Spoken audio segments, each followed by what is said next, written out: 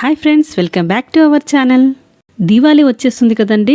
So తక్కువ టైంలో different types of sweets చేసుకోవాలని మనలో చాలామంది అనుకుంటాము. సో అలాంటి వారి కోసం ఇవాళ నేను ఒక సూపర్ రెసిపీని షేర్ చేసుకోబోతున్నాను. అది కూడా స్టవ్తో పనే లేకుండా ఈవెన్ వంట రాని వాళ్ళు కూడా ఈజీగా చేసుకునే స్వీట్ అన్నమాట ఇది. మరి ఇది ఎలా చేయాలో చూసేద్దామా? ఫస్ట్ ఒక మిక్సీ జార్ తీసుకొని అందులో 1 కప్ షుగర్ యాడ్ చేసుకోవాలి. నెక్స్ట్ ఒక 15 to 20 జీడిపప్పుల్ని యాడ్ చేసుకోవాలి.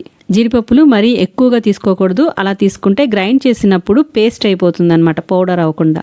లేకపోతే ఫస్ట్ షుగర్ గ్రైండ్ చేసుకొని తర్వాత కూడా జీడిపప్పులను వేసుకొని గ్రైండ్ చేసుకోవచ్చు.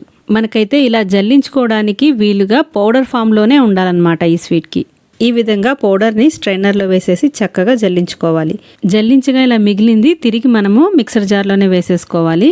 నెక్స్ట్ ఈ మిక్సర్ జార్లో మనము పుట్నాల పప్పు ఉంటుంది కదండి, ఫ్రైడ్ చనా, దాన్ని ఒక 1/2 కప్పు యాడ్ చేసుకోవాలి. అలాగే 4 యాలక్కాయలని కూడా యాడ్ చేసుకొని దీన్ని కూడా మెత్తగా పౌడర్ చేసుకోవాలి. నెక్స్ట్ ఈ పౌడర్ని కూడా మనము చక్కగా నీట్గా జల్లించేసుకోవాలి. ఇందాక ఏదైతే షుగర్ పౌడర్ యాడ్ చేసుకొని జల్లించుకున్నామో అందులోనే దీన్ని కూడా జల్లించేసుకొని ఇలా వేస్ట్ని తీసేసేయాలన్నమాట. నెక్స్ట్ ఇందులోనే 1 కప్ మిల్క్ పౌడర్ని యాడ్ చేసుకోవాలి. ఇప్పుడు వీటిలన్నిటిని ఒకసారి బాగా కలిసేలాగా కలుపుకోవాలి. మొత్తం ఇదంతా బాగా కలిపిన తర్వాత ఇందులో 3 స్పూన్స్ నెయ్యిని యాడ్ చేసుకోవాలి. నెక్స్ట్ ఈ నెయ్యి మొత్తం పిండికి బాగా పట్టేలాగా చేత్తో బాగా కలుపుకోవాలి. పిండి మొత్తానికి కూడా ఈ నెయ్యి బాగా పట్టించాలన్నమాట, అప్పుడే టేస్ట్ ఉంటుంది. నెక్స్ట్ ఇందులో కాచి చల్లార్చిన పాలు యాడ్ చేసుకోవాలి. పాలు ఎక్కువ పట్టదండి, 2 to 3 స్పూన్స్ మించి పట్టదు, గుర్తుపెట్టుకోండి. లేకపోతే పిండి జారైపోతుంది. ఒక్కొక్క స్పూన్ యాడ్ చేసుకుంటూ పిండి కలుపుకోండి, అప్పుడు బెటర్గా ఉంటుంది. ఈ విధంగా మొత్తం కలిసేలాగా బాగా కలుపుకోవాలి. లైక్ చపాతీ పిండిలాగా కలుపుకోవాలి దీన్ని.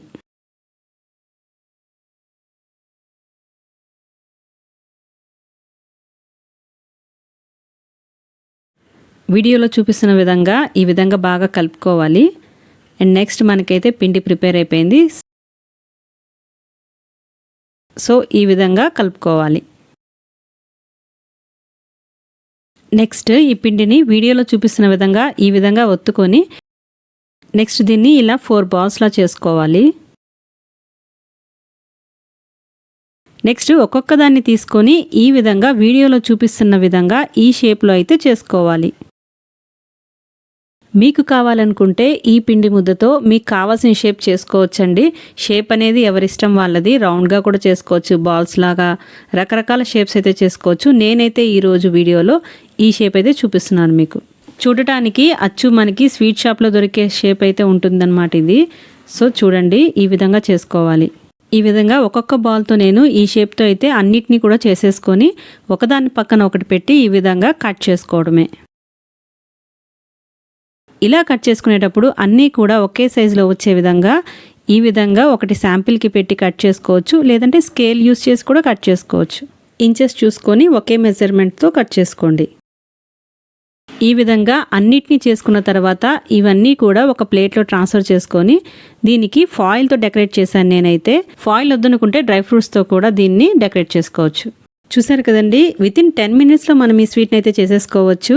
అంతే కదండి, స్టవ్వే యూస్ చేయలేదు. స్టవ్ యూస్ చేయలేదని ఇది టేస్ట్ ఏమో అంత బాగోదనుకుంటారేమో, కానీ చాలా టేస్టీగా ఉంటుంది. మీరు కూడా తప్పకుండా ట్రై చేసి చూడండి. మీరు ట్రై చేసి మీకు ఎలా వచ్చిందనేది నాకు తప్పకుండా కామెంట్ చేయండి. సో ఈ వీడియో కానీ మీకు నచ్చినట్లయితే లైక్ చేయండి వీడియోకి. అలాగే ఈ వీడియోని మీ ఫ్రెండ్స్ అండ్ ఫ్యామిలీ మెంబర్స్కి షేర్ చేయండి. ఇలాంటి మంచి మంచి రెసిపీస్తో పాటు హెల్త్ టిప్స్ కోసం మన ఛానల్ని సబ్స్క్రైబ్ చేసుకోండి. మరో సూపర్ రెసిపీతో మళ్ళీ కలుసుకుందాం.